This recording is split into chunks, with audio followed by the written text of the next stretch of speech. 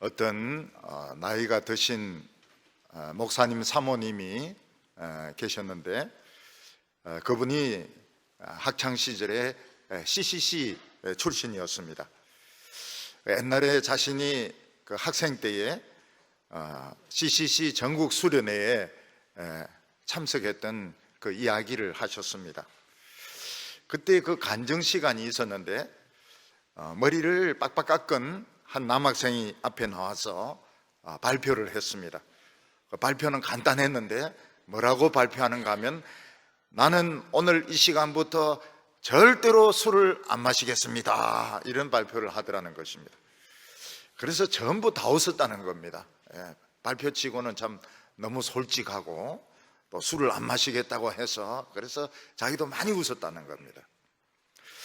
근데 나중에 이제 그분은 아주 유명한 신학자가 되셔가지고 시편 연구로 박사학위를 받고 참 그 시편에 대해서 많은 저서와 논문을 썼습니다. 한번 이제 같이 식사할 기회가 있어가지고 그분이 그 쓴 잠언 주석이 또 훌륭합니다. 그래서 잠언 설교 그 주석이 아주 참 좋더라고. 참고가 되었다 이러니까 제 귀에 대놓고 뭐라고 이야기하는가 하니까 제대하기 전까지 욥기 주석도 쓸 거야 이러더라고요. 제대가 뭔가 하면 이제 정년퇴임을 말합니다. 정년퇴임이 얼마 안 남았는데 욥기 주석을 이제 쓰려고 한다 이렇게 이야기했습니다. 근데 욥기 주석을 못 쓰고 제대해 버렸습니다. 나중에 알아보니까 이제 이분의 대학 전공이 공대 토목과입니다. 그 토목과가 이 노가다 아닙니까? 노가다니까 술을 그래 많이 마신다는 겁니다. 어떤 때는 막 선배가 두들겨 패기도 하고, 노가다니까 술을 그렇게 많이 마시는데 자기는 예수 믿고 그 수련회 가서 은혜를 받아가지고 거기서 자기는 절대로 술을 안 마신다고 아주 발표를 한 것입니다. 그 뒤에 술을 마셨는지 안 마셨는지는 아무도 모릅니다. 그렇지만은 그런 발표가 도움은 되었을 거라고 생각합니다. 마실 수도 있습니다. 그렇지만 이분은 그런 발표를, 중대한 발표를 하면서 인생에 이런 새로운 계기가 생긴 것입니다. 한번 어디에 그분이 글 쓴 거 보니까 자기 예수 안 믿었으면 술꾼이 됐을 거다 이렇게 글 쓴 거를 보니 술 마실 사람 같지가 않아요. 그분은 술하고는 연상이 안 되는데 학교 다닐 때는 또 달랐던 모양입니다, 사람이. 되게 사람들이 이제 신앙이 이제 좋아지면은 이 텔레비전에 과의 갈등이 생기게 됩니다. 텔레비전에 보면 뭐 여자들도 막 나왔다가 들어갔다 이렇게 하고 또 안 좋은 프로도 막 있고 이러니까 이제 은혜를 많이 조금 받으면 안 되고 은혜를 많이 받은 날 결심을 합니다. 나는 텔레비를 안 보겠다. 그래서 남자 같은 경우에는 부인의 반대를 뿌리치고 또 부인은 남편의 반대를 뿌리치고 플러그를 뽑아버립니다. 또 더 은혜를 받은 사람은 보자기를 꺼내가 텔레비를 싸가지고 창고에 집어넣어 버립니다. 그리고 한두 달은 가는데 대개 이제 텔레비 안 본다는 결심은 대개 거의 100% 실패하더라고요. 어떤 축구 경기가 있다, 야구 경기가 있다, 배구 시즌이 시작됐다 이러면, 아니 스포츠 보는 게 무슨 죄야 이러면서 스포츠만 보고 또 짐 싸면 되지 뭐 이러는데, 텔레비전 한번 싸고 쌌던 걸 풀면 이제 못 싸맵니다. 왜냐하면 텔레비전가 싸지 마라 그러거든요. 그래서 이제 계속 텔레비를 보는 겁니다.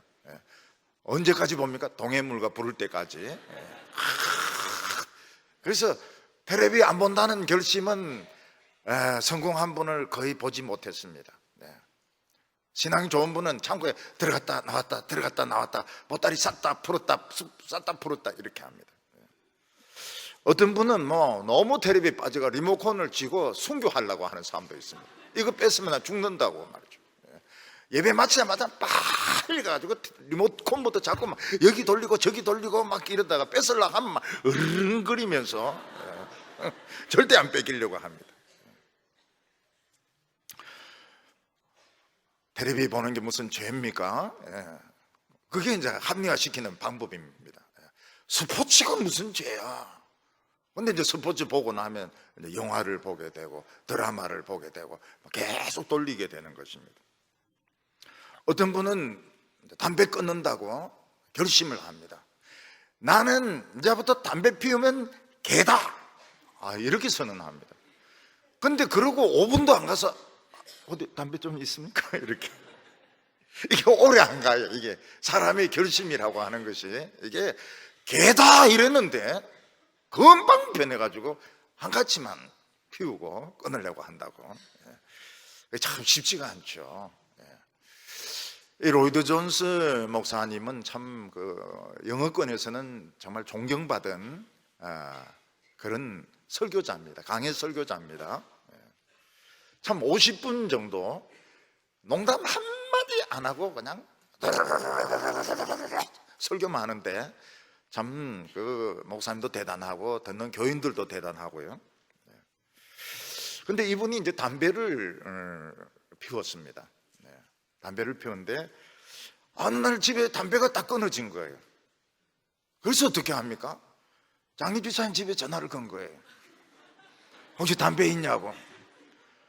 그러니까 장례집사님도 담배가 또 끊어진 거예요. 목사님 죄송하지만 담배가 없습니다. 그때 이제 이분이 굉장히 깊이 반성했다고 그래요. 내가 담배에 노예가 되었구나. 그래서 진짜 이제 담배를 끊었다고 하는 겁니다. 그때 장례주사님에게 전화를 걸고 나서 없다 하는 소리를 듣고 나서 창피해가지고 그 뒤로부터는 진짜 담배를 안 피웠다는 겁니다. 근데 스펄전은 참 대단합니다. 안 끊었습니다.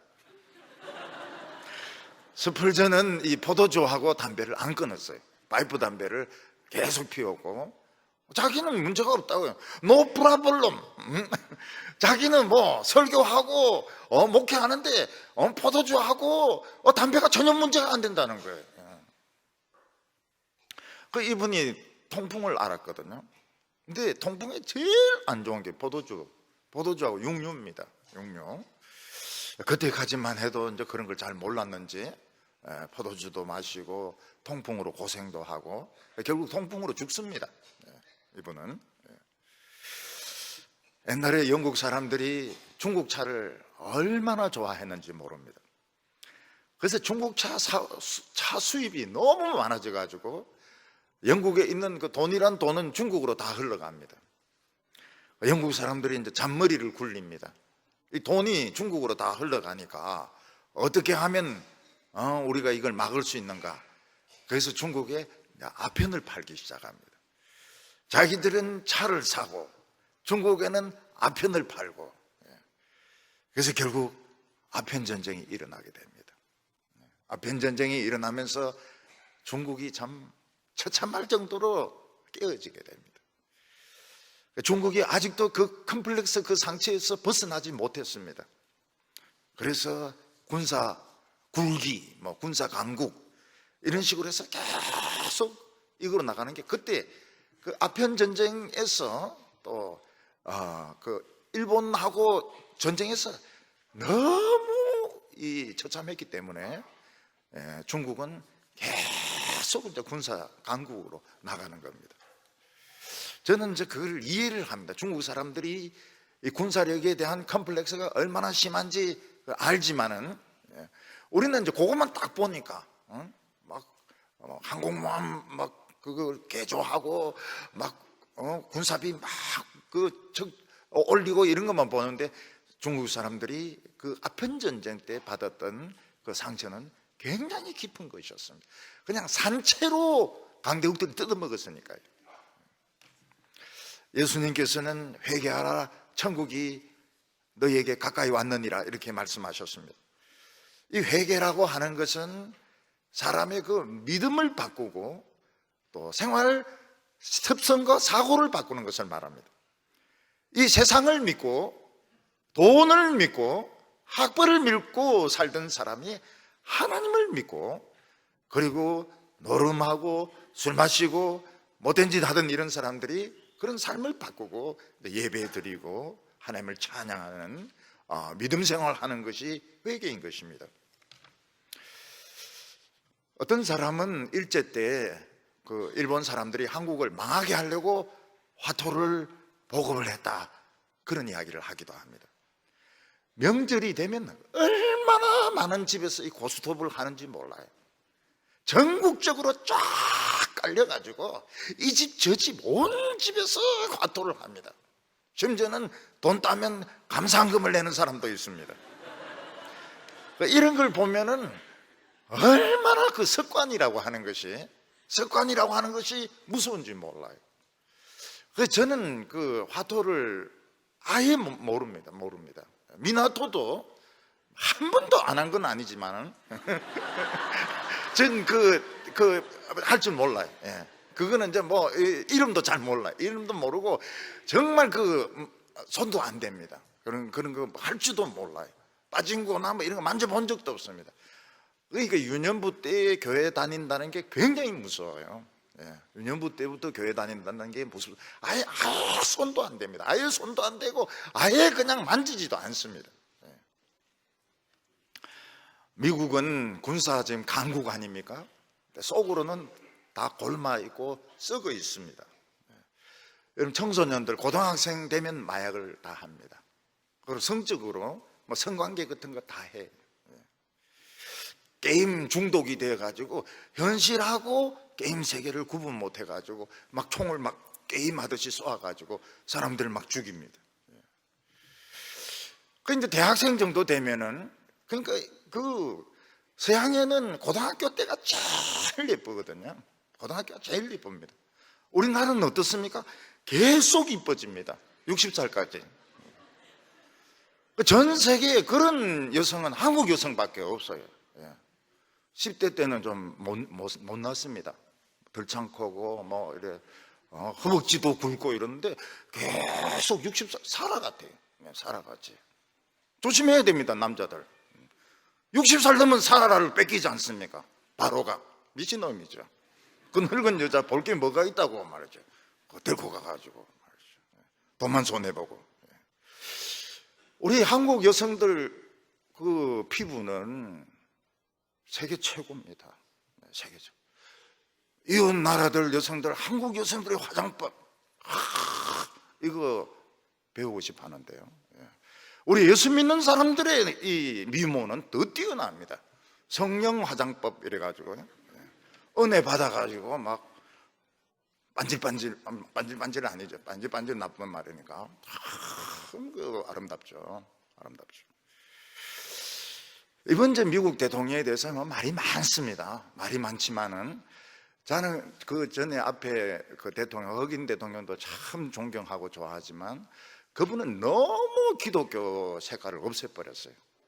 그래서 성경 공부를 못하게 하고 동성애를 옹호하고 막 그렇게 했습니다. 지원하고. 근데 지금 대통령은 성질은 별나지만, 성질은 더럽지만은 학교에서 성경을 가르치게 해야 되고 기도를 하게 해야 되고, 아유, 얼마나 참 속이 시원하더라고요. 속이 시원해. 우리나라도 뭐 양성평등, 뭐 동성애 이런데 이제 우리 국민들이 이제 아는 겁니다. 쏘갔구나 하는 걸 이제는 아는 겁니다. 동성애는 무슨 놈의 동성애입니까? 그냥 엉덩이를 빠따로 그냥 빠따는 뭐 때문에 있는데요? 그런 거 조지라고 있는 건데 앞으로 그냥 말하지 마세요. 동성애 찬성한다 반대한다 말하지 마세요. 그냥 빠따로 그냥 알아서 하면 되는 거죠. 쏘가가지고 말이에요. 정치권들이 하는 말 쏘가가지고. 동성애는 무슨 놈의 동성애입니까? 미국의 그 1차 대부흥을 일으켰던 조나단 에드워드가 예일대에 들어가게 됩니다. 그때는 이제 예일대라고 하지 않고 코네티컷 대학이라고 불렀습니다. 유니버시티 오브, 지금 코네티컷 대학은 따로 있습니다. 옛날에는 예일대가 코네티컷 대학이었습니다. 근데 거기서 이제 은혜를 받고 하나님 앞에 결심을 발표합니다. 70개의 그 결심을 발표합니다.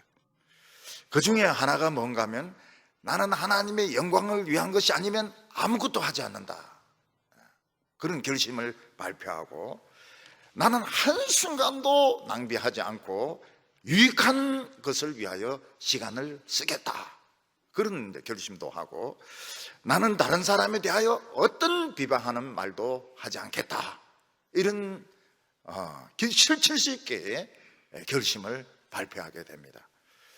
그 결심을 다 지켰는지 안 지켰는지는 모르겠지만은 자기가 은혜 받았고 하나님 앞에 그렇게 살려고 결심을 한 것은 좋은 것입니다.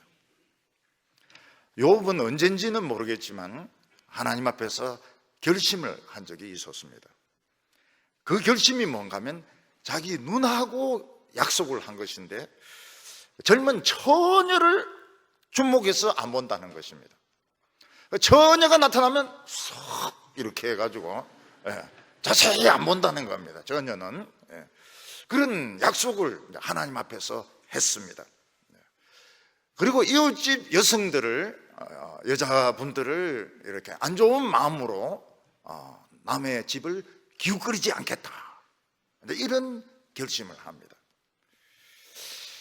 참 이 사람들에게 있어서 그 엿보는 그 호기심이라고 하는 것은 참 대단합니다.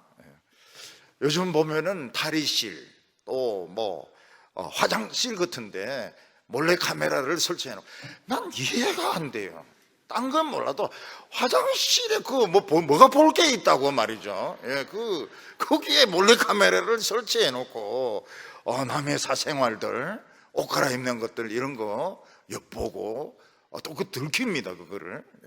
요즘은 모래 카메라가 발달해 가지고 조그만하기 때문에 그냥 구멍 하나로 되어 있기 때문에, 그러니까 여자분들은 어디 화장실에 들어가면은 볼일은 안 보고 구멍마다 휴지로 이제 막는다고 말이죠. 잘못하면 옷에 싼다고 그렇게 그런 경향이 있다고 하지 않습니까? 화장실에 뭐가 볼 게 있을까요? 그거 다 뻔한 건데 좀 이해가 안 되네요, 그게. 좌우간 그런 인간들이 천지로 많습니다. 남치마 밑을 스마트폰, 치마 밑을 왜 찍으려고 그러게? 옷은 이빨을 보라고 입는 건데, 내가 참 이상한 사람들 그거 다 보겠어요. 그런데 그리고 또 들킵니다. 들킵니다. 그래가지고 요즘 붙들려 가요. 그래서 남의 그 얼굴을 함부로 찍으면 안 됩니다. 이쁘다고 해서 찍어도 안 되고, 못생겼다고 해서 찍어도 안 됩니다. 다 걸리는 거예요. 엿보는 그 호기심이죠. 근데 욥도 그런 거를 알았던 것 같아요. 그래서 자기 누나하고 약속을 합니다. 처녀는 일단 주목해서 안 본다는 거예요. 처녀는 번치만치 한다. 처녀가 얼마나 기분 나쁘겠어요, 그 사람을. 그리고 남의 이웃집 여자가 뭐 하는가, 옷 갈아입는 거 이런 거 자기 안 본다는 겁니다. 누나하고 결심을 했습니다.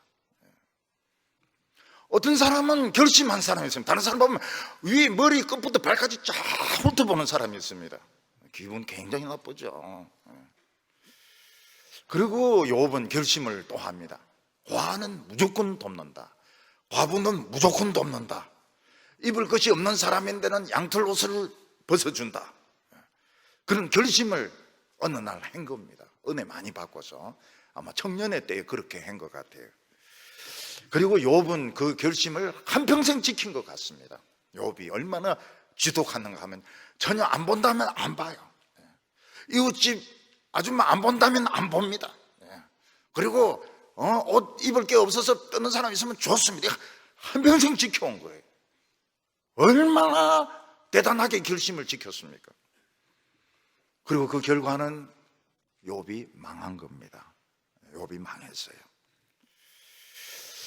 욥은 그렇게 하나님 앞에 약속을 지키고 의롭고 깨끗하게 살려고 몸부림을 쳤는데 왜 욥은 망했을까요? 저는 그거를 그렇게 생각합니다. 몸부림 쳤기 때문에 망했다, 이렇게 생각합니다. 쉬운 답은 아니지만 어렵게 살려고 몸부림 쳤기 때문에 망했다, 무슨 말인가 하면 이건 몸부림 칠성질의 것이 아니라는 겁니다. 자연스럽게 속에서부터 우러나와야 되는데 욥은 이걸 지키려고 한평생 굉장히 긴장하고, 처녀만 오면 이제 머릿속에 처녀다, 보면 안 된다, 이거 지금 여자 옷 갈아입는 거 엿보면 안 된다, 벌써 사람 드디어 나타났다, 옷 벗어서 주고 말이야. 한평생 긴장해서 살았던 거다. 몸부림을 쳤는데 그 결과는 패망이었습니다. 참 여기 신앙에 있어서 굉장히 델리케이트한 문제입니다. 어려운 문제입니다. 무조건 어려운 사람 도와야 된다, 무조건 가난한 사람 도와야 된다, 무조건 음란한 거 안 봐야 된다. 그리고 망해버린 겁니다. 오늘 여기 첫 번째로 보면 욥의 그 결심이 나옵니다. 욥이 가장 젊은 시절에 참 은혜를 받고 결심한 것은 자신의 그 눈하고 결심한 겁니다. 욥은 아주 그 열정이 왕성했던 젊은이었던 것 같습니다. 그때 그 막 열정이 끓어오를 때 욥은 자기 눈하고 약속하기를, 젊고 아름다운 처녀가 있을 때 나는 그 처녀를 자세히 보지 않는다, 처녀를 주목해서 보지 않는다, 눈하고 약속을 했던 것입니다.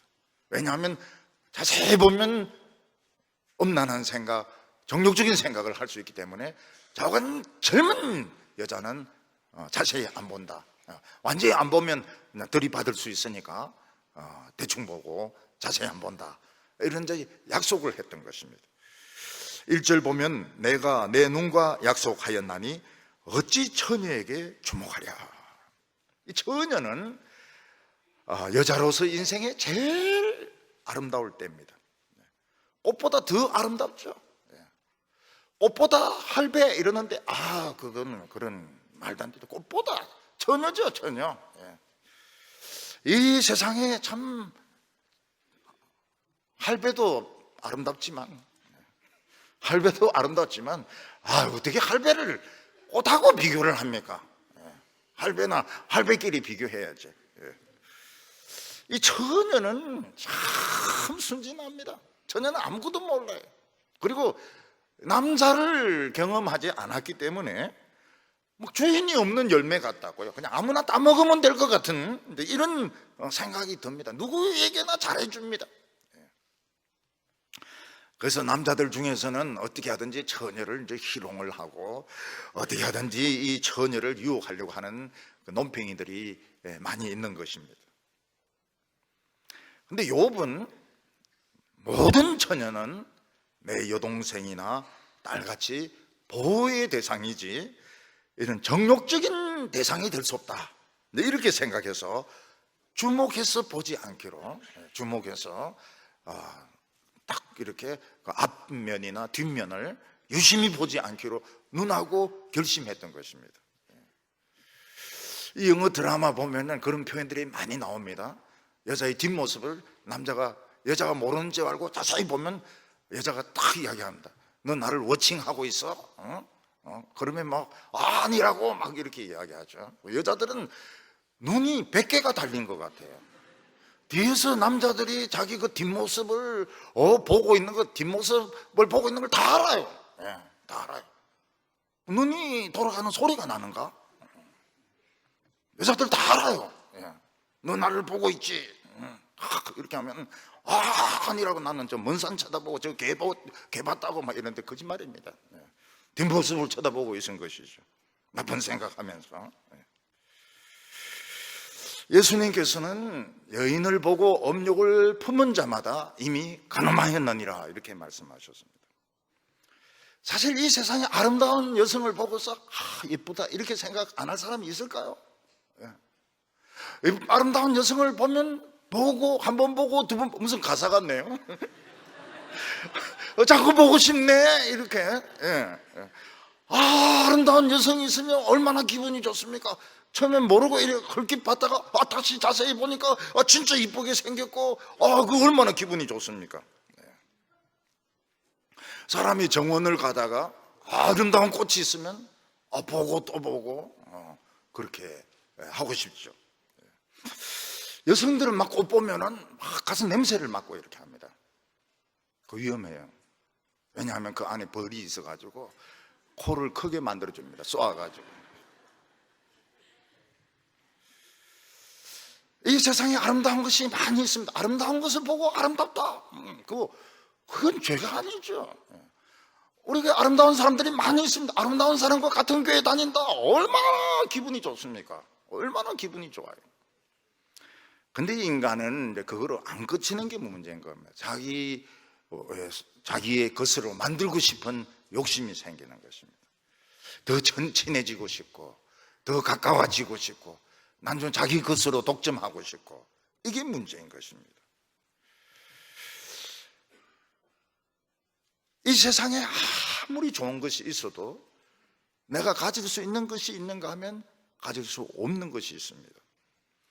돈도 내가 가질 수 없는 것을 가지면 도둑놈이 되는 것처럼, 아무리 아름다워도 내가 친해질 수 없는 사람을 사랑을 하고 이러는 것은 간음이 되는 것입니다. 그 젊은 베르테르의 슬픔, 그 아주 도둑놈 이야기죠. 그거 남의 친구의 부인을 좋아한다는 그거는 진짜 도둑놈이죠. 그런 책 읽으면 안 돼요. 근데 사람은 이상하게도 자기 거는 재미가 없어요. 자기 부인 재미없어요. 남의 부인이 재미가 있습니다. 근데 입장을 바꿔서 생각해 보면, 이 세상에서 나만 행복하고 나만 재미있고 나만 정욕적인 삶을 산다는 것은 큰 악한 것입니다. 왜냐하면 누구든지 행복할 권리가 있습니다. 누구든지 아름답고 행복할 권리가 있어요.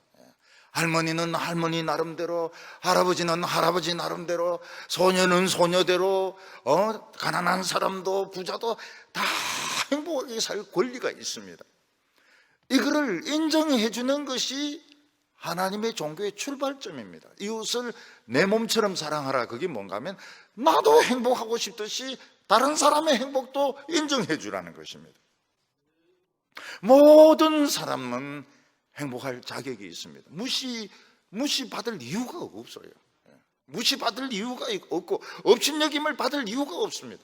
누구든지 다 최고로 아름다운 사람이고 최고로 행복하게 살 자격이 있습니다.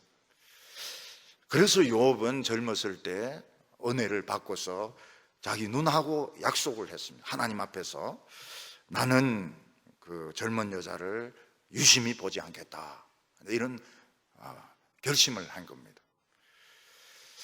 왜냐하면 하나님이 다 보고 계시기 때문에. 2절에 그리하면 위에 계신 하나님이 내리시는 분깃이 무엇이겠으며 높은 곳에 전능자께서 주시는 기업이 무엇이겠느냐. 하나님께서는 모든 사람을 다 보고 계시는데 자신의 그 욕망을 깨고 자신의 정욕을 부인하는 사람에게 상을 주신다는 겁니다. 그래서 이 세상에서 자기 가지고 싶은 것 다 가지고 욕망을 다 채우고 정욕대로 사는 사람은 하나님 앞에서 아무 쓸모가 없는 쓰레기입니다. 쓰레기 같은 인간인 것입니다.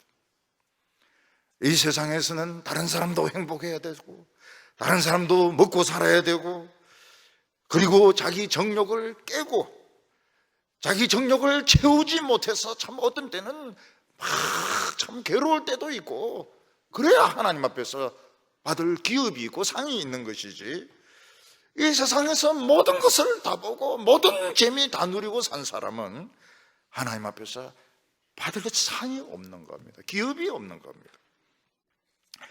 그래서 3절에 보면 부의한 자에게는 환난이 아니겠느냐, 불의한 자에게는 환난이 아니겠느냐, 행악자에게는 불행이 아니겠느냐. 하나님 이 세상에서 젊은 여자들을 보고 막 수작을 부리고 뭐 이러는 사람들 다 불행하게 하는 것입니다. 환난을 상급으로 주시고 불행을 상급으로 주시고 영원한 심판을 주신다는 겁니다. 그래서 할 수 있으면은 이렇게 다른 사람의 행복을 절대로 다치게 해서는 안 됩니다. 제가 이제 중고등부 다닐 때 우리 가르쳤던 선생님은 그 노총각이었거든요. 그래서 이제 비 올 때 처녀가 앞에 오면 우산으로 탁 가린다는 거예요. 처녀 안 보려고, 요기 때문에. 비 맞으면서 우산을 탁 가린다는 거예요. 그때 제일 궁금했던 것이 뭔가 하면, 비 안 올 때는 어떻게 하나? 저 선생님 우산 없을 때는 그냥 자세히 보겠네, 햇빛도 비치니까. 궁금해.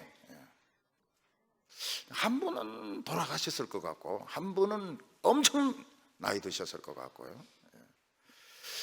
제가 어느 신학교에 가서 이제 설교를 하는데, 그 중에 그분이 한 분이 계셔요. 그래서 내가 물어보니까 늙어서 자기 신학교 공부를 한다고 그러더라고요. 그때 저는 진짜 어렸거든요. 부산에서 올라와가지고 진짜 어렸거든요. 저를 막 좋아가지고 괴롭혔습니다. 제가 그냥 사투리를 쓰니까 그거 듣고 싶어서 자꾸 막 묻는데, 아닌데 어디에 막 이러니까, 그런 말을 자기가 처음 들어본 거예요. 언제 어디에 뭐 이러니까, 우리는 그런 말밖에 모르니까 그 말 듣고 싶어가지고 막 자꾸 이 질문하고 저 질문하고 하는데 진실로 싫었어요. 그러니 제 형은 벌써 머리가 좋지 않습니까? 물건 사러 가면 언제 어디에 이런 벌써 다 바가지 쓴다. 그래서 이제 말을 딱 이거 얼마? 저거 얼마? 이런 식으로. 그 서울 사람 말 서울 말하고 비슷해요. 지금 보면 저는 지조를 지키고 있는데 서울 말 비슷하게 합니다. 불의한 자에게는 환난이라는 거예요. 그러니까 하고 싶은 것을 다 하면 안 되는 겁니다. 내가 가지고 싶은 것을 다 가지면 안 되는 겁니다. 그래서 처녀들도 액세서리 살 때 다 사지 마세요. 싹 쓸어 모으지 마세요. 어떤 외국에 가서 하드를 싹 다 샀거든요. 차에 탄 사람들 주려고. 그럼 저희한테 물어요. 중국 사람이냐고. 그 보니까 막 쓴다는 거예요. 싹 쓰는 사람은 중국 사람이라 그래요. 싹쓸이를 하면 안 됩니다. 싹쓸이를 하면 안 돼요. 우리 어린이들 데리고 캠프를 가니까 매미를 막 씨를 말려버리더라고요. 싹 다 잡아버려요. 매미 소리가 안 들리는 겁니다. 그래서 그렇게 하지 말라고 그랬어요. 왜 씨를 말리냐고. 매미도 참, 매미 인생이 있는데, 개를 차고 이런데 개도 개 인생이 있는데 왜 그 개를 그렇게 괴롭히냐고. 4절에 그가 내 길을 살피지 아니하시느냐, 내 걸음을 다 세지 아니하시느냐. 하나님은 내 걸음을 헤아리고 있다는 것입니다. 이제 우리 교회도 맹인들이 계신데요, 처음에 그 이야기를 들으니까 맹인들이 걸음을 헤아린다는 것입니다. 그래서 몇 걸음 지나면 약국이 나오고, 거기서 왼쪽으로 턴 해가지고 몇 걸음 지나면 신호등이 나오고, 그리고 길 건너는데 몇 걸음이고, 이걸 이제 외우고 있다는 것입니다. 왜냐하면 늘 이렇게 누가 잡아주는 것도 아니고, 이제 그 흰 지팡이 짚고 이제 이 막대기 짚고 가야 되는데, 이게 이제 걸음을 이제 외우는 겁니다. 걸음을 몇 걸음 지나면 뭐가 나오고, 몇 걸음 지나면 뭐가 나오고. 그래서 맹인을 절대로 팔을 잡거나 어깨를 잡거나 이렇게 하면 안 됩니다. 저희가 그렇게 하는 거 못 봤을 겁니다. 제가 이제 손을 탁탁 이렇게 대면 이제 자기가 제 손을 잡죠. 그 사람이 제 손을 잡아야지, 내가 탁 잡으면 굉장히 놀랍니다. 놀라기 때문에 여러분들 맹인들과 악수하고 싶을 때 저는 이름을 부른다든지, 이름을 부르면 그냥 손을 내밉니다. 그러면 이제 악수하고, 손 잡고 싶을 때는 이렇게 탁탁 이렇게 손을 탁탁 이렇게 건드리면 자신이, 그 사람이 손을 잡게 이렇게 해야지. 안 그러면은 굉장히 누가 어깨를 꽉 잡는다든지 손을 꽉 잡는다든지 이러면은 깜짝 놀래요. 그래서 이 매너를, 이 맹인에 대해서 이 매너를 지켜야 됩니다. 매너를 지켜야 됩니다. 아이들은 이제 계단을 헤아립니다. 우리 집이 높으니까 우리 집은 몇 계단이다. 어른들은 그냥 막 2계단씩 막 뛰어 올라가지만 애들은 이제 계단을 헤아리면서 올라갑니다. 하나님은 우리의 걸음을 헤아리고 있습니다.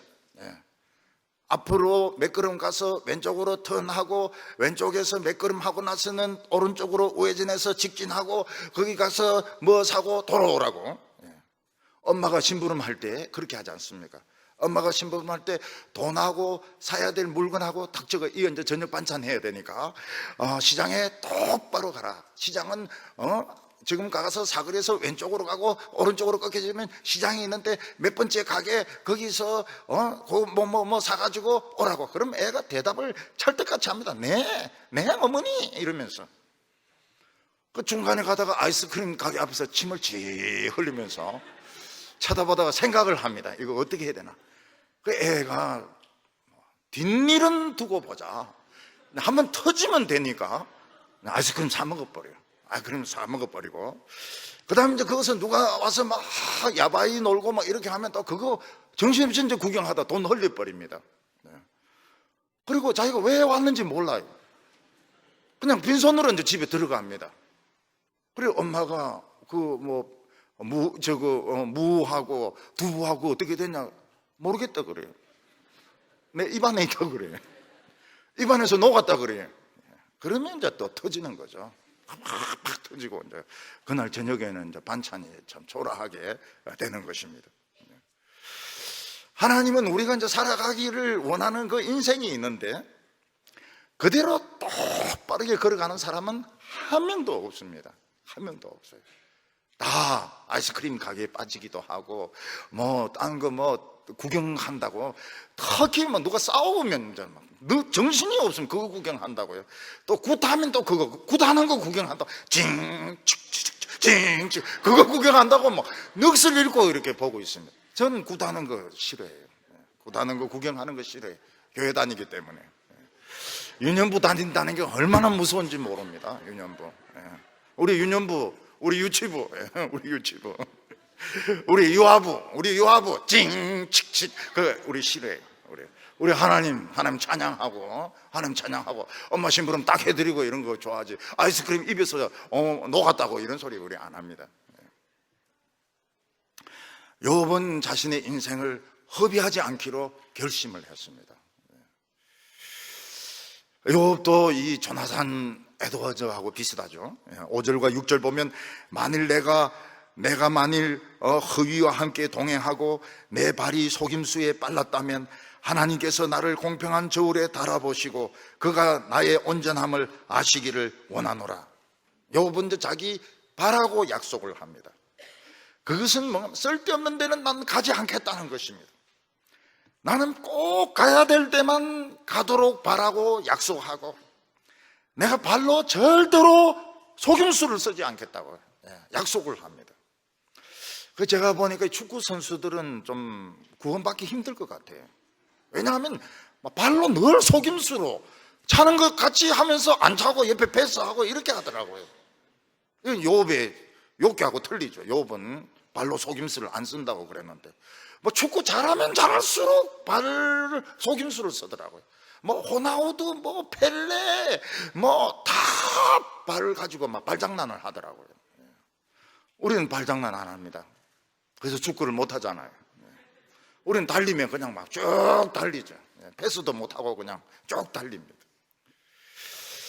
욥은 자기 자신이 하나님의 저울에 달아봤을 때 묵직한 사람으로, 150kg, 200kg 묵직한 사람으로 자기는 나타나기를 원했다고 말하고 있습니다.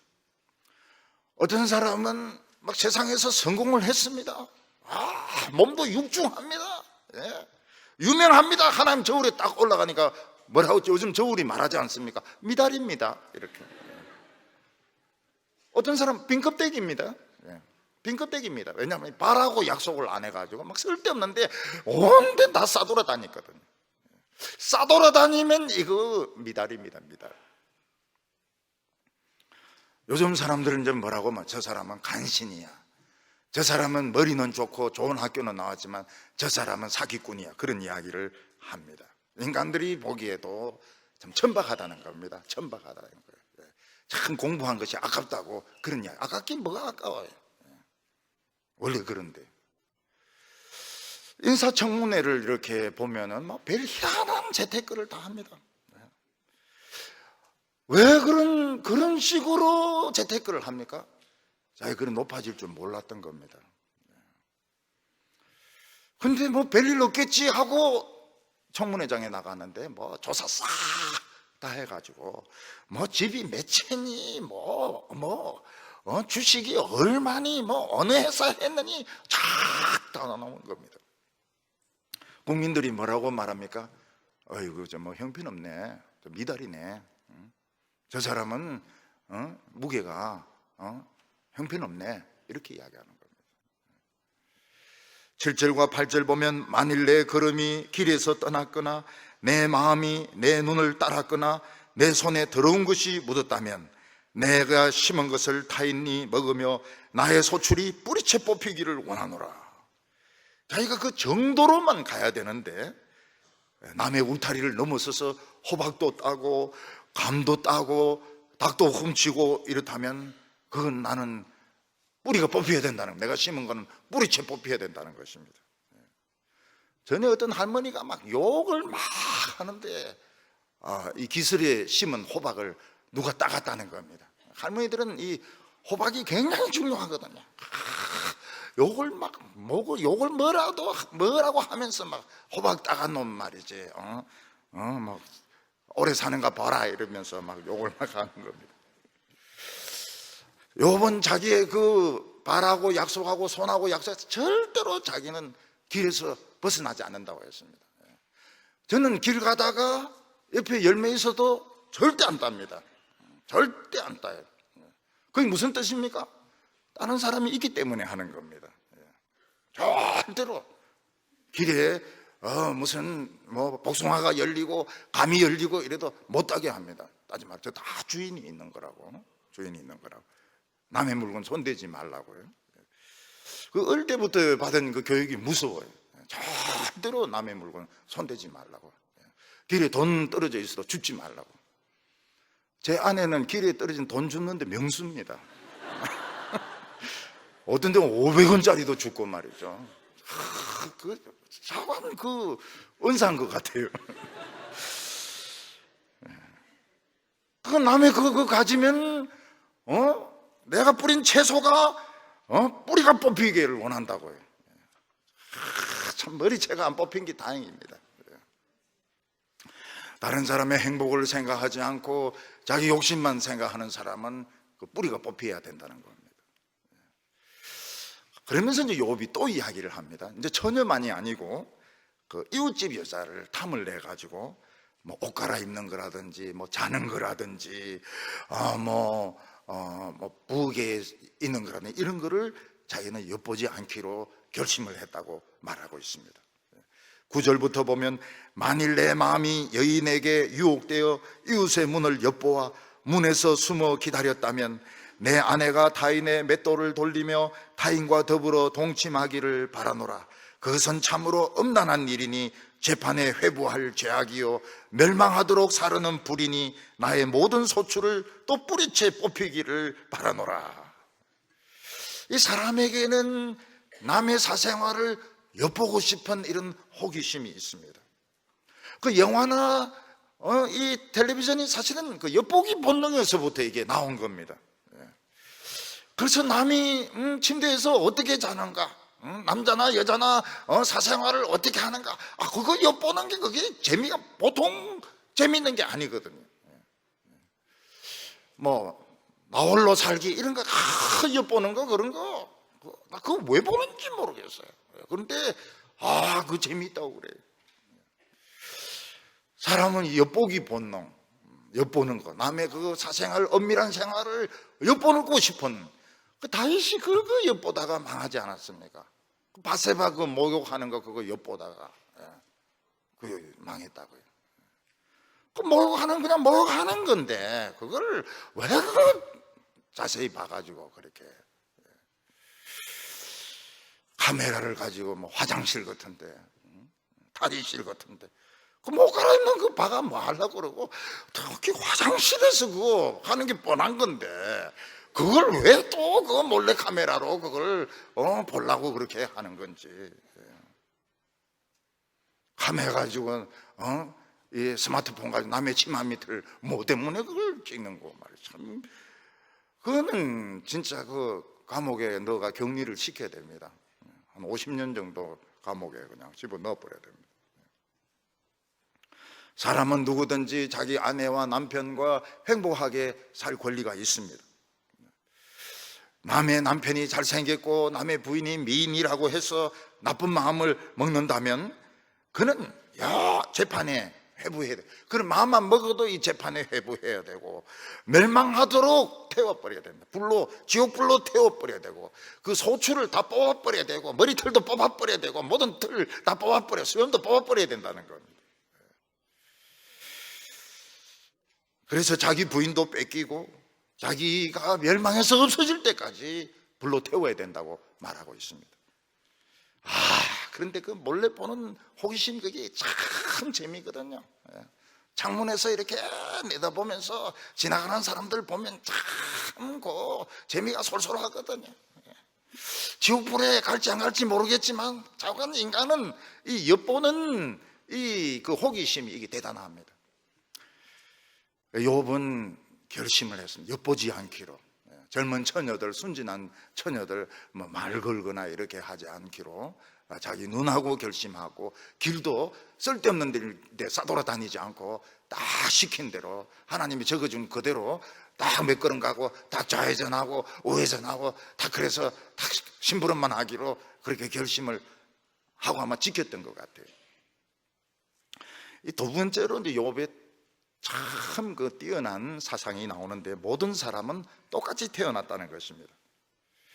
욥이 가졌던 이 탁월한 사상이 뭔가 하면 사람들은 어머니 뱃속에서는 다 똑같이 만들어졌다는 거예요. 뱃속에서부터 뭐 금태 두르고 뱃속에서부터 뭐 부자고 이런 건 없다는 겁니다. 똑같은 과정에 의해서 임신이 되고 출산하고 태어났을 때 다 똑같은 천둥벌거숭이였다는 것입니다. 사람들은 주인이니 종이니 선생이니 학생이니 상관이니 부하니 이러면서 차별을 두고 아래 사람을 막 종부리듯이 이렇게 부리지만은 사람들은 어머니 뱃속에서 다 똑같은 그런 태아로 만들어져서 태어났다고 말하고 그래서 똑같다는 것입니다. 그래서 욥은 자기가 한평생 살면서 종이나 가난한 자를 무시한 적이 없었노라고 말하고 있습니다. 13절에 만일 남종이나 여종이 나와 더불어 쟁론할 때에 내가 그의 권리를 저버렸다면, 옛날 사람들은 남종이나 여종은 권리가 없다고 생각했습니다. 근데 욥의 남종과 여종은 불만이 있으면 이야기를 했던 것 같아요. 그러면 욥은 얼마든지 불만을 이야기하게 하고 그 불만을 받아들였다는 것입니다. 얼마든지 따질 것 있으면 따지라고 이야기합니다. 그럼 제일 무서운 상사가 누굽니까? 불만 있으면 다 이야기해라는 거예요. 내가 다 받아줄 테니까 불만 있으면 다 이야기해라고. 그래도 뭣도 모르고 다 이야기합니다. 나중에 죽여놓습니다. 그래서 직장 생활할 때 눈치가 있어야 돼요. 불만 있으면 다 이야기해라. 다 받아줄게. 불만 없습니다. 훌륭하십니다. 이래야지 뭐 과장님이 어떻고 부장님이 어떻고 그 다음부터 요놈의 자식 이래가지고 막 그냥 뼈를 울가먹습니다. 그래서 특히 대통령이 뭐 불만 있으면 다 장관들 다 이야기하고 절대로 말하면 안 됩니다. 그거 목 팍 잘라버립니다. 14절에 하나님이 일어나실 때에 내가 어떻게 하겠느냐, 하나님이 심판하실 때에 내가 무엇이라고 대답하겠느냐. 욥은 사람의 판단보다 하나님의 판단이 더 중요하다고 생각했습니다.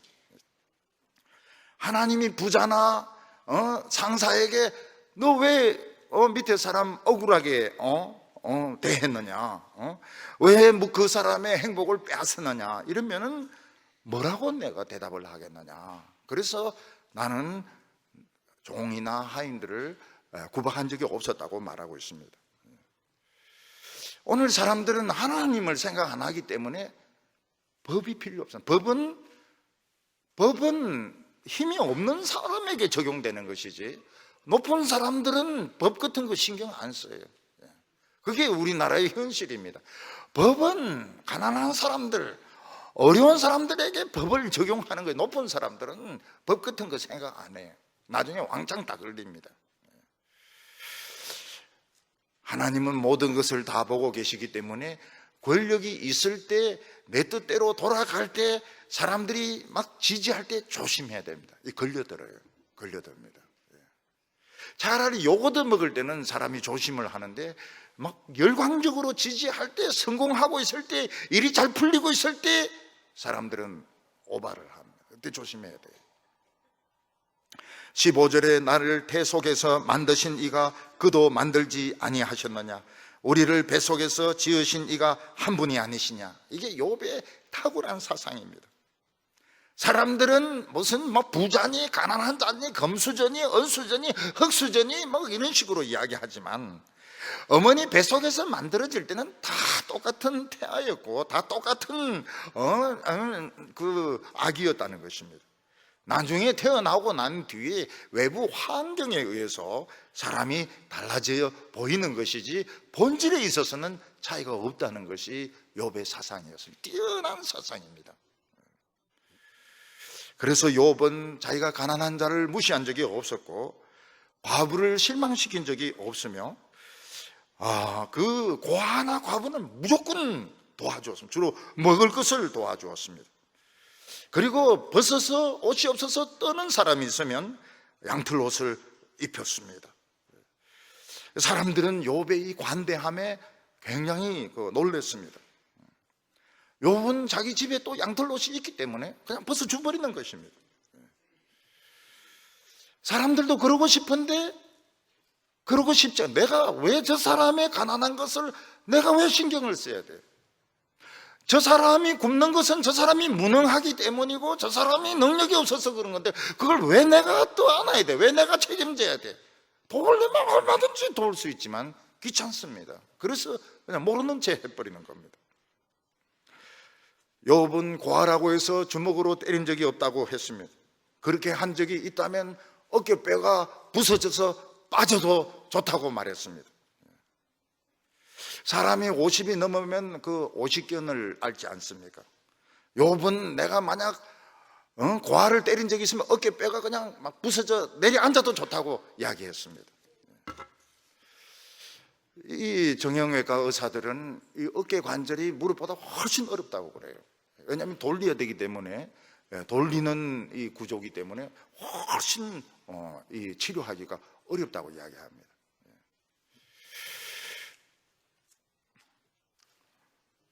욥이 이렇게 완전하게 살려고 했던 이유가 뭡니까? 이게 중요합니다. 23절에 나는 하나님의 재앙을 심히 두려워하고 그의 위엄으로 말미암아 그런 일을 할 수 없노라. 욥은 재앙이 오는 것이 너무 무서웠기 때문에, 하나님의 심판이 너무 무서웠기 때문에 욥은 거의 강박증을 가지고 처녀들은 보지 않고 남의 이웃집 여자들도 엿보지 않고 그냥 어려운 사람, 가난한 사람들은 그냥 무조건 도왔던 것입니다. 먹을 것을 주고 양털 옷을 주고 그러면서 도왔던 것입니다. 오늘 세 번째로 이제 이게 중요합니다. 욥의 인생에 부족했던 것이 무엇이냐 하는 것입니다. 욥의 때나 지금이나 사람들은 금을 숭상하고 돈을 숭상합니다. 또 심지어는 복을 줄 거라고 생각하면 우상숭배까지 합니다. 근데 욥은 재물을 믿지 않았습니다. 24절과 25절 보면 만일 내가 내 소망을 금에 두고 순금에게 너는 내 의뢰하는 바라 하였다면, 만일 재물의 풍부함과 손으로 얻은 것이 많음으로 내가 기뻐하였다면, 사람은 재물이 많으면 마음이 든든해집니다. 금이 많고 은이 많으면 자기는 출세했다고 생각을 합니다. 다른 사람에 대해서 목소리도 커지게 되고 태도도 오만해지게 됩니다. 근데 욥은 재물이 아무것도 아니라고 자기는 생각했다는 것입니다. 그냥 하나님이 맡겨주신 것이고 재물은 내 소망이 아니다, 금은 내 소망이 아니다, 이렇게 생각을 했습니다. 그냥 보관하고 있는 것이다, 난 청직이다, 이렇게 생각을 했습니다.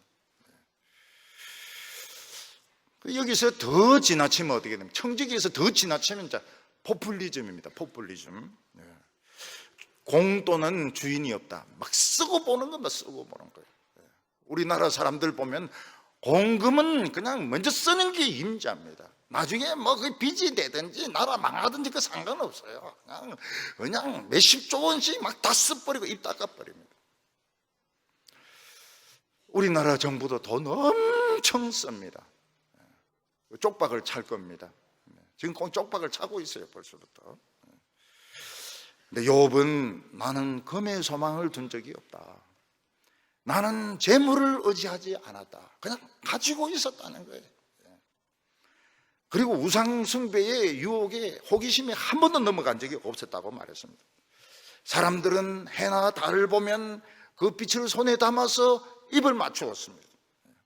햇빛을 손에 담아서 입을 맞추고 달빛을 손에 담아서 입을 맞추고 얼마나 낭만적입니까? 저 달을 따다가 당신에게 바치리 이러면 되게 또 만나자 그렇게 합니다. 얼마나 낭만적입니까? 이게 이제 우상숭배의 시작인 겁니다.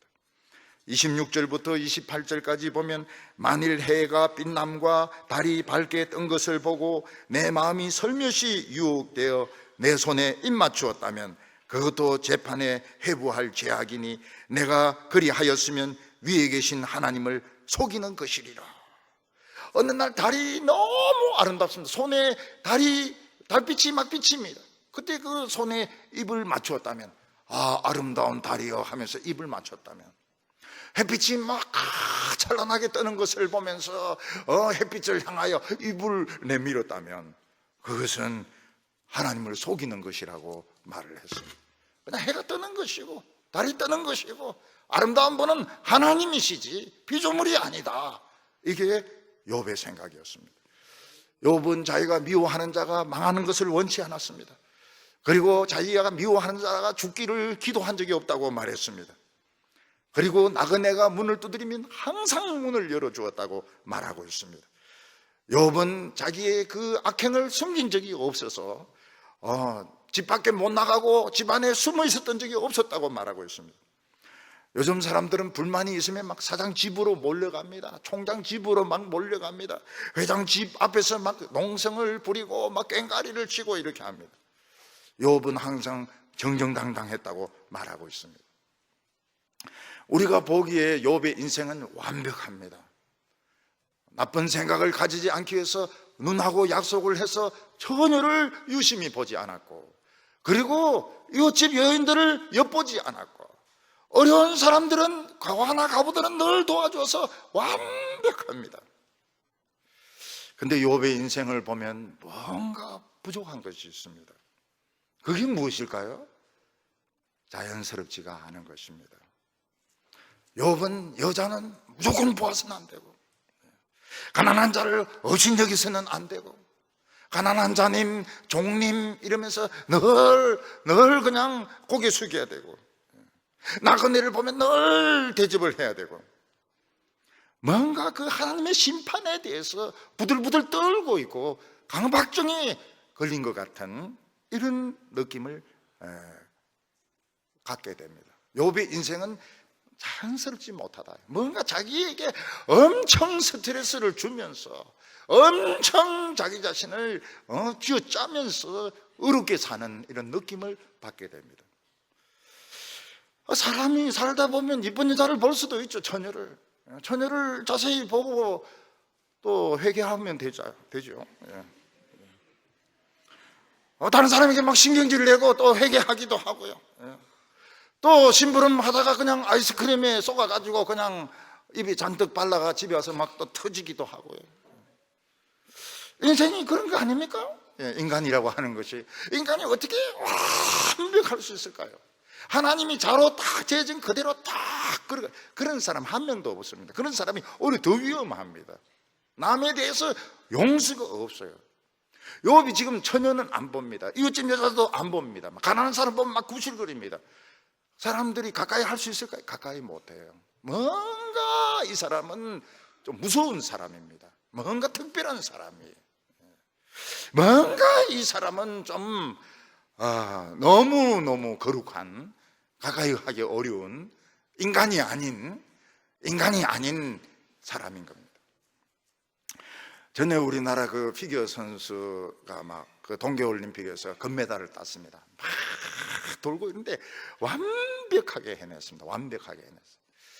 그 나이도 지금 뭐 20살 좀 넘었을까 말까 하는데 전 세계가 보는 앞에서 얼마나 기계적으로 훈련을 많이 받았으면, 기계적으로 철저히 훈련 받았으면 어떻게 저렇게 사람들이 저래 많이 보고 전 세계가 보는데 저렇게 연기를 할 수 있을까? 저건 인간이 아니다. 저건 로봇이다.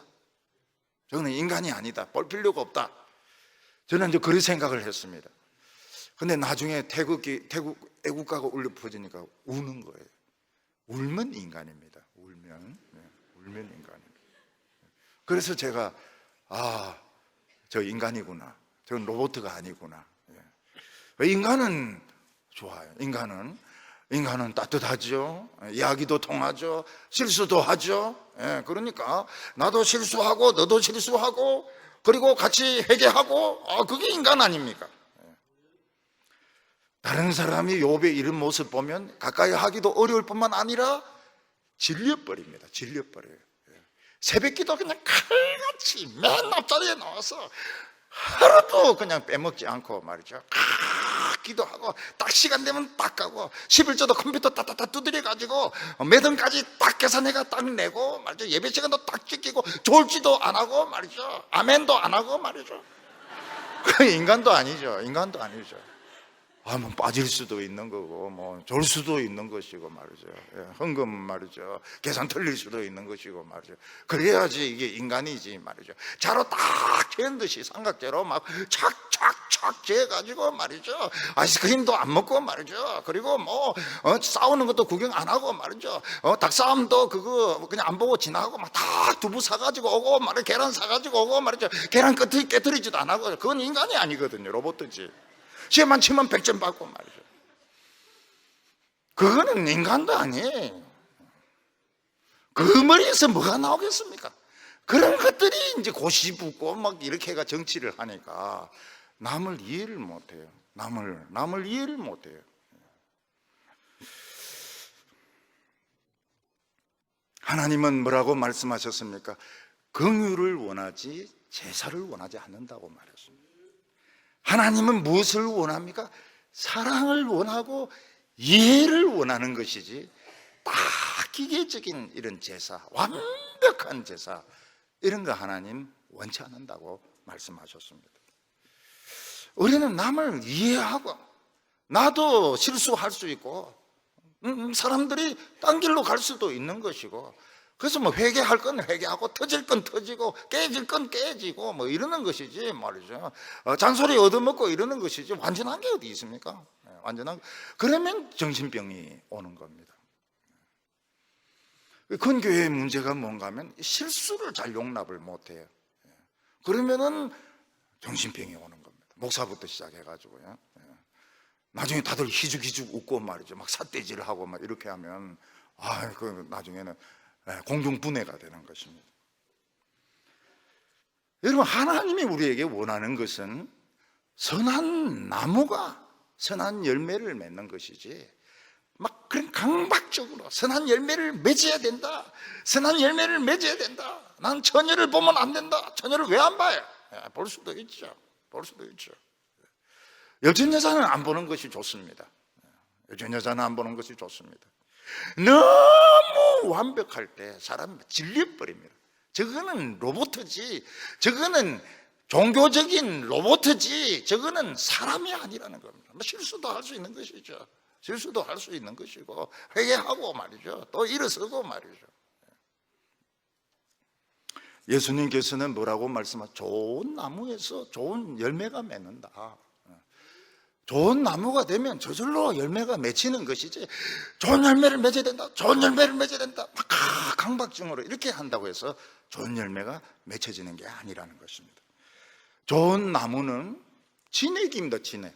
하나님의 말씀을 자꾸 먹다 보면은 좋은 열매가 나오게 돼 있습니다. 실수할 수도 있죠. 인간인데 실수할 수도 있죠. 실수할 수도 있고 처녀를 볼 수도 있고 말이죠. 또 뭐 실수도 말로 실수할 수도 있고 그렇죠. 그런데 그러니까 회개가 필요한 것이죠. 예수님은 세상 마지막 때에 모든 사람들을 양과 염소로 나누어서 심판을 하는데, 그 영원한 천국에 들어갈 그 양들은 어떻습니까? 예수님께서 굶었을 때 먹을 것을 주었고, 목마를 때 마실 것을 주었고, 추울 때 입을 것을 주었고, 병에 걸렸을 때 찾아가 부었고, 그 감옥에 갇혔을 때 찾아와 주었다는 것입니다. 이 사람들은 뭐라고? 우리가 그런 적이 없다는 거예요. 우리 언제 그렇게 했습니까? 그럴 때 소자 중에 한 명에게 한 것이 나에게 한 것이라는 겁니다. 그러니까 이 양들은 자기가 좋은 일 한 줄도 모릅니다. 왜냐하면 그건 너무 당연한 것이기 때문에. 당연한 것이기 때문에. 아니 뭐 교인이 어려움 당했는데 가서 한번 봐줘야죠. 그렇다고 해서 뭐 매일 가봐준 것도 아니고, 입원했다고 하는데 한번 가봐줘야죠. 그렇다고 해서 뭐 매일 가봐준 것도 아니고, 애를 맨날 봐준 것도 아니고, 막 어쩌다 한번 봐준 거고, 그래서 자기는 선한 일을 했다고 생각을 안 해요. 근데 예수님은 너는 나에게 도와주었다는 것입니다. 염소들은 어떻습니까? 염소들은 알면 해줬죠. 예수님께서 내가 배고플 때 먹을 것을 주지 않았고, 목마를 때 마실 것도 주지 않았고, 벗어서 추울 때 옷 달, 우리 언제 안 줬습니까? 주님이 떠는데 우리 어떤 놈이 그 안 주고 있겠습니까? 소자 중에 한 명이 안 한 것이 나에게 안 것이라. 이 사람들은 구제하는 것이 사업입니다. 사업하면 조직부터 만듭니다. 그리고 예산부터 짭니다. 그래가지고 돕습니다. 예수님은 그게 나를 돕는 거냐? 조직을 만들고 예산안을 짜고 그렇게 해가지고 공식적으로 회장부터 부회장, 총무 우르르 몰려와가지고 기도해주고 가는, 그게 돕는 거냐? 그거 돕는 거 아니. 그건 행사고 그건 사업이지 나를 찾아온 것이 아니라는 겁니다. 그냥 몰래, 그냥 아무도 모를 때 그냥 몰래 와가지고 그냥 김치 담은 것도 그냥 뻘건 것도 그냥 갖다 주기도 하고 말이죠. 이렇게 하는 것이 나를, 그건 사업이지 나를 돕는 게 아니라는 겁니다. 이게 욥의 약점이었습니다. 욥은 너무 철저했던 겁니다. 이는 인간이 아닙니다. 이는 로봇입니다. 이거 하나님도 좀 질렸어요. 그래서 욥을 박살을 내버립니다. 욥을 박살을 내가지고 욥을 인간으로 만들었던 겁니다. 우리는 실수할 수 있습니다. 실수할 수 있어요. 그리고 우리는 이기적인 생각에 빠질 수 있습니다. 남 도우려고 했다가 아까워서 안 도울 수도 있어요. 전혀 안 본다고 하다가 뒷모습을 볼 수도 있습니다. 그렇다고 해서 지옥 가는 거 아닙니다. 우리는 또 일어서고 또 일어서고, 하나님 나를 사랑하신다, 참 부족한 나를 하나님 원래부터 사랑하셨다, 또 일어서고 또 일어서고, 이럴 때에 이게 뭔가 참 인간적인 그런 느낌이 통하고, 막 가까이 하고 싶고, 사람 막 실수도 하고 이러니까 가까이 하고 싶고, 좀 친구가 되고 싶기도 하고 그런 겁니다. 하나님이 기뻐하셔. 그런 인간을 기뻐하시지 하나님은 로봇을 좋아하지 않는다는 것입니다. 욥의 이게 마지막 독백입니다. 욥의 마지막 독백은 나는 완전하기 위해서 몸부림쳤었다. 몸부림쳤기 때문에 그는 망한 겁니다. 인간으로 만들기 위해서 하나님이 로봇을 부순 것입니다. 오늘 우리 성도님들은 실수할 수 있습니다. 실수할 수 있어요. 일부러 실수하는 건 어때요? 그건 일부러도 할 수도 있죠. 인간이 그럴 수도 있죠. 자녀들 너 완전해라, 100점 맞으라, 그렇게 하지 마. 정신병자 됩니다. 자녀들이 어떻게 100점 맞을 수 있습니까? 선생님도 100점 못 받는데 안 죽고 살아있는 것만 해도 대단한 것이죠. 남편이 어떻게 돈도 많이 벌고 설거지도 하고 바지도 다리고 어떻게 그럴 수 있습니까? 한 가지만 해도 그냥 돈을 못 벌면 바지나 다리든지, 아니면 돈 벌면 바지를 안 다리든지, 막 구겨진 거 입고 다니든지, 그거는 지가 알아서 하는 것이지. 욥은 그때까지 강박증에 사로잡혀 있었던, 하나님 앞에 의로워야 된다, 나는 죄지면 안 된다. 근데 인생 밑바닥까지 떨어지고 자기는 진흙이었다는 고백을 하게 됩니다. 그리고 완전하기를 포기합니다. 그리고 종의 영이 아닌 양자의 영, 하나님의 영이 그 마음속에 임하면서 마음의 평화가 임하는 겁니다. 어려운 사람 못 도와도 그냥 어쩔 수가 없는 겁니다. 다 도울 수 없어요. 남을 위해서 선교사로 못 갈 수도 있습니다. 뭐 인간이 그럴 수도 있는 것이죠. 넘어지고 일어서고 넘어지고 일어서고 그러면서 하나님 앞에 내 부족합니다. 이럴 때에 하나님은 우리의 부족을 채워주시는 것입니다. 기도드리겠습니다. 거룩하신 하나님 아버지, 우리의 연약함을 아시고 완전한 것을 기대하시지 않는 주여, 저희들 부족합니다. 넘어질 때가 많고 위선적일 때도 많습니다. 하나님께서 우리 넘어지고 일어서고 넘어지고 일었을 때에 우리를 붙잡아 주시기를 원합니다. 상상하지 못했던 방법으로 저희들을 세워 주시옵시고 오늘 예배 드리면서 우리의 마음이 평안해지게 하여 주옵소서. 자녀들도 얼마든지 넘어질 수 있습니다. 남편도 넘어질 수 있습니다. 부인도 부족한 것 많이 있습니다. 교회도 목사도 부족한 것이 많이 있습니다. 우리가 다 용서하게 하여 주시고 이해하게 하여 주시옵소서. 하나님, 이 땅에 이런 광풍을 알고 있습니다. 이 나라는 지금 경제가 파탄을 향하여 곤두박질 치고 있습니다. 대통령의 마음을 바꾸어 주시고 여당과 야당의 마음을 바꾸어 주시고 온 국민들의 마음을 바꾸어 주셔서 절대로 전쟁이 일어나지 않게 하여 주시고 북한 사람이나 남한 사람이나 한 사람도 죽지 않도록 하나님 지켜 주시옵소서. 암이 다 뿌리 뽑히게 하여 주시고 우울증과 나쁜 생각들 다 없어지게 하여 주시옵시고 우리가 오늘 이 시간 마음이 평안하게 하여 주시옵소서. 하나님께 내 부족한 것을 다 맡기게 하여 주시옵소서. 예수님의 이름으로 기도하옵나이다.